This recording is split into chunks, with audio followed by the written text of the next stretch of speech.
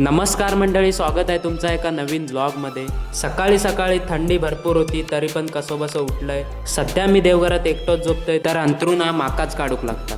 मंडळी आता हो हिरो आंघोळ करून रेडी झालोय। आता म्हटला जरा नाश्त्याक बघतोय। नाश्त्याक होती कोबीची भाजी। आवडत नाही तरी पण बका बका कशी बशी खाल्ली, कारण सकाळी सकाळी भरपूर भूक लागली होती। त्याच्यानंतर दुपार पण झाली होती, म्हटलं जेवून पण घेतोय।